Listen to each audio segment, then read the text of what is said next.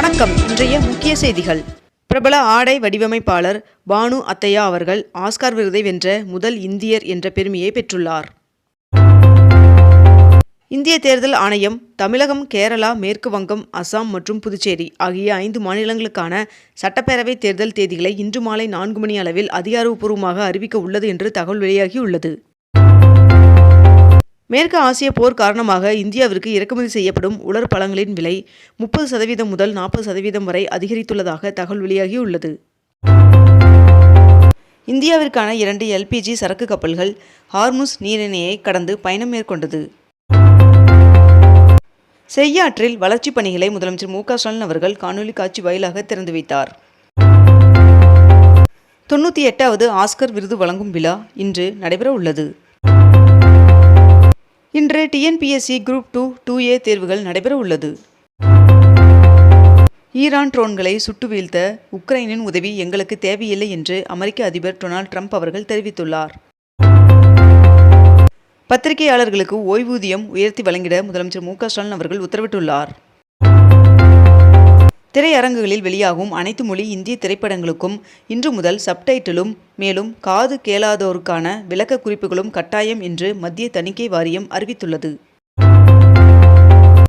Case தட்டுப்பாட்டிற்கு இடையே தமிழகத்தில் உள்ள உணவகங்கள், டீ கடைகளுக்கு யூனிட்டுக்கு ₹2 மின்சார மானியம் வழங்கப்படும் என்று மின்வாரிய தலைவர் அறிவித்துள்ளார். மத்திய கிழக்கு போரிற்கு மத்தியில் கச்சா எண்ணெயின் விலை 15 நாட்களில் 40% அதிகமாக உயர்வு. 2025-26 கல்வியாண்டில் அரசு கலை அறிவியல் மற்றும் கல்வியியல் கல்லூரிகளில் தேர்வு செய்யப்பட்ட 5 உதவி பேராசிரியர்களுக்கு முதலமைச்சர் மு.க. ஸ்டாலின் அவர்கள் பணி நியமன ஆணைகளை வழங்கினார். சவுதி அரேபியா ஒரு நாளைக்கு 2 மில்லியன் பீப்பாய் எண்ணெய் உற்பத்தியை குறைத்துள்ளதாக தகவல் வெளியாகியுள்ளது. தமிழகத்தில் 3 IPS அதிகாரிகள் இடமாற்றம் செய்யப்பட்டுள்ளனர். மதுரை விமான நிலையத்தை சர்வதேச விமான நிலையமாக தரம் உயர்த்த ஒன்றிய அமைச்சரவை ஒப்புதல் வழங்கியுள்ளது.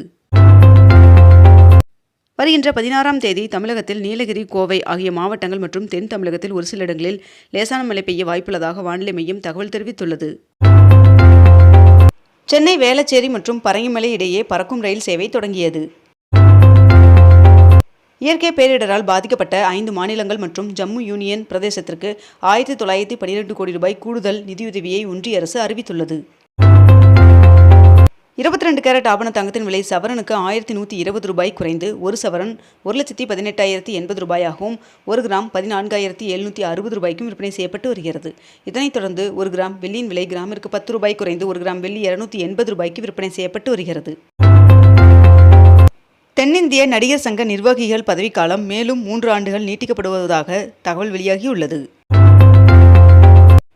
பராமரிப்பு பணிக்காக வண்டலூர் உயிரியல் பூங்கா மார்ச் 18ஆம் தேதி முதல் 28ஆம் தேதி வரை 11 நாட்கள் மூடப்படும் என்று பூங்கா நிர்வாகம் அறிவித்துள்ளது. தமிழகத்தில் இன்று ராமநாதபுரம் மற்றும் தூத்துக்குடி ஆகிய மாவட்டங்களில் ஒரு சில இடங்களில் லேசான மழை பெய்ய வாய்ப்புள்ளதாக வானிலை மையம் தகவல் தெரிவித்துள்ளது. LPG பற்றாக்குறை அம்சங்களுக்கு மத்தியில் 30% உற்பத்தியை அதிகரித்துள்ளது மத்திய அரசு. நாம் தமிழர் கட்சியின் மகளிர் பாசறையின் ஒருங்கிணைப்பாளராக இருந்த காளியம்மாள் அவர்கள் அக்கட்சியிலிருந்து கடந்த ஆண்டு விலகிய நிலையில் தற்போது அதிமுகவில் இணைந்துள்ளார். திமுக கூட்டணியில் கொங்குநாடு மக்கள் தேசிய கட்சிக்கு 2 தொகுதிகள் ஒதுக்கீடு செய்யப்பட்டுள்ளது. மருத்துவ பணியாளர்கள் தேர்வாணையம் மூலம் தேர்வு செய்யப்பட்ட உதவி மருத்துவர்களுக்கு பணி நியமன ஆணையை அமைச்சர் மா. சுப்பிரமணியன் அவர்கள் வழங்கினார். புதுச்சேரி சட்டமன்ற தேர்தலில் காங்கிரசிற்கு 16 மற்றும் பாஜவிற்கு 14 இடங்கள் என்று தொகுதி பங்கீடு செய்யப்பட்டுள்ளது. ஜல்ஜீவன் திட்டத்தில் தமிழ்நாட்டிற்கு தர வேண்டிய நிலுவைத் தொகை 3112 கோடி நிதியை உடனடியாக விடுவிக்க வேண்டும் என்று பிரதமர் நரேந்திர மோடி அவர்களுக்கு முதலமைச்சர் மு.க. ஸ்டாலின் அவர்கள் கடிதம் அனுப்பியுள்ளார். அமெரிக்கா, இஸ்ரேல் நடத்தும் தாக்குதலில் ஈரானில் இதுவரை 1444 பேர் உயிரிழந்துள்ளனர் என்று தகவல் வெளியாகியுள்ளது. மதுரை தெப்பக்குளம் மாரியம்மன் சுவாமி கோவிலின் ஆண்டு திருவிழா கொடியேற்றம் நடைபெற்றது. பாட்டில்களில் பெட்ரோல் விநியோகிக்கக்கூடாது என்று பெட்ரோல் விற்பனை நிலையங்களுக்கு இந்திய ஆயில் நிறுவனம் அறிவுறுத்தியுள்ளது. தொழிலதிபர் அனில் அம்பானி அவர்களின் ₹581 கோடி சொத்துக்கள் முடக்கப்பட்டுள்ளது. நியோ மேக்ஸ் நிறுவனத்திற்கு சொந்தமான 7000 கோடி மதிப்பிலான சொத்துக்கள் விற்பனைக்கு தயாராக இருப்பதாக உயர்நீதிமன்றத்தில் அரசு தரப்பில் தெரிவிக்கப்பட்டுள்ளது.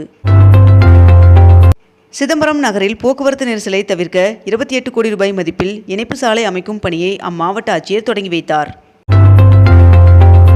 நெடுஞ்சாலைத்துறை சார்பில் 1843 கோடி ரூபாய் செலவில் அமைக்கப்பட்டுள்ள 11 சாலைகளை முதலமைச்சர் மு க ஸ்டாலின் அவர்கள் திறந்து வைத்துள்ளார்.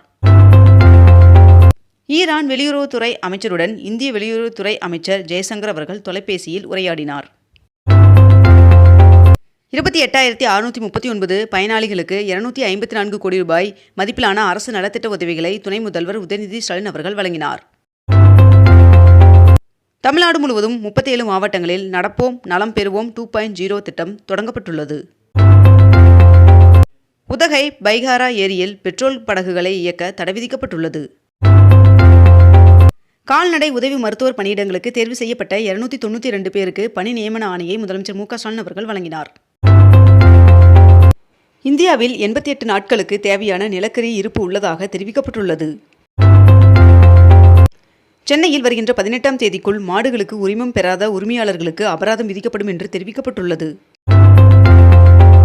செங்கல்பட்டு மாவட்டத்தில் 35 கோடி ரூபாய் மதிப்பீட்டில் கட்டப்பட உள்ள முன்னாள் படை வீரர்கள் தங்கும் விடுதி மற்றும் பயிற்சி மைய கட்டடத்தை முதலமைச்சர் மு க ஸ்டாலின் அவர்கள் அடிக்கல் நாட்டினார். மேற்காசிய போரானது இந்தியர்களையும் கடுமையாக பாதித்துள்ளது என்று மக்களவையில் ராகுல் காந்தி அவர்கள் தெரிவித்துள்ளார். கிராமப்புறங்களில் ஒரு சிலிண்டர் முன்பதிவு செய்த நுகர்வோர் அடுத்த சிலிண்டருக்கான முன்பதிவை செய்ய 45 நாட்கள் காத்திருக்க வேண்டும் என்றும், இதேபோன்று நகர்ப்புற நுகர்வோர் 25 நாட்கள் காத்திருக்க வேண்டும் என்றும் தெரிவிக்கப்பட்டுள்ளது. கேஸ் சிலிண்டர் தட்டுப்பாட்டால் சென்னை HCL நிறுவன ஊழியர்கள் வீட்டிலிருந்து பணி செய்ய உத்தரவிடப்பட்டுள்ளது. ஈரான் போரினால் மத்திய கிழக்கு சுற்றுலாத்துறைக்கு நாள் ஒன்றிற்கு 5500 கோடி ரூபாய் இழப்பு ஏற்படுவதாக தெரிவிக்கப்பட்டுள்ளது. ஈரான் போரின் முதல் 6 நாட்களில் மட்டும் 1,04,300 கோடி ரூபாய்க்கு மேல் அமெரிக்கா செலவிட்டுள்ளதாக தகவல் வெளியாகியுள்ளது. நாடு முழுவதும் அனைத்து எரிபொருள் நிலையங்களும் வழக்கம் போல் இயங்கும் என்று இந்தியன் ஆயில் நிறுவனம் தெரிவித்துள்ளது. சவுதி அரேபியாவில் இருந்து 1,35,335 மெட்ரிக் டன் கச்சா எண்ணெயுடன் முதல் கப்பல் பத்திரமாக மும்பை வந்துள்ளது.